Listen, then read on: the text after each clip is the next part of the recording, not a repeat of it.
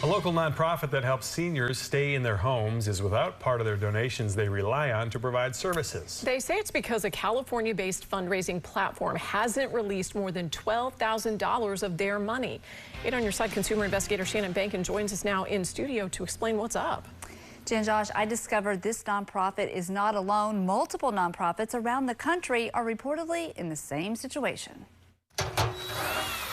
I've done stories on the Area Agency on Aging for Pasco Pinellas in the past, like 2 years ago when they helped a senior citizen with a ramp so she could safely get in and out of her home. And we're trying to do everything possible to help seniors live well at home. Now it's Executive Director Anne-Marie Winter who is calling Better Call Bankin for help, saying the fundraising platform, California-based Flipcause, is withholding some of the donations they use to help seniors with food and help inside their homes.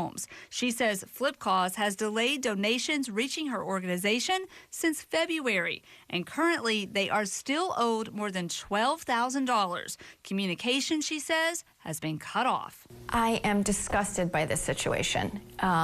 We are trying to help as many people as possible, and we are not able to do that if these donations cannot come through to our agency. It is imperative that these funds are transferred to us in a timely manner.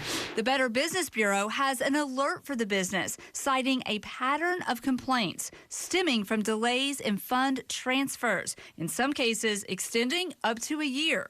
No one from Flipcause has responded to my request for comment, but the company's CEO did post a note on its website portal, acknowledging a backlog of payments and saying Flipcause remains solvent, but there is an issue with the payment system. Addressing the structural cash flow limits that caused this backlog required extended review and approval cycles with our financial partners. While this has delayed implementation, it has ensured that the solution we are finalizing will be durable and comprehensive, one that not only clears the backlog, but also prevents similar issues in the future. Meanwhile, Winters says the company has stopped communicating, and some of the important work her nonprofit does is at risk. So most of our funding comes from federal and state grants that are provided by the state of Florida and the federal government.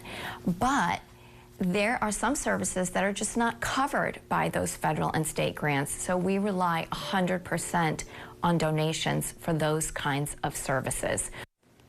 I have reached out to the California Attorney General's office and the California Department of Consumer Affairs to make them aware of this situation. Okay, so what about new donations? Are those safe at this point? Because that's concerning. It's very concerning because, as she said, donations are extremely important for them to do this important work. And yes, Ms. Winter wanted me to let everyone know that they are no longer using this platform for new donations. They're using PayPal instead, and all new donations are going toward helping seniors. So if you want to help these folks out, you can do so safely. And I just want to clarify, because your audio is a little bit low, you have reached out to the California Attorney General's office and the California Department of Consumer Affairs to make sure they know about this, so that will be something you can follow up on. Yes, I have. All right, great. Thank you, Shannon. If you have a problem that needs solving, better call Bankin. The number is 1-855-BANKIN, or you can reach her on Facebook at WFLA Shannon.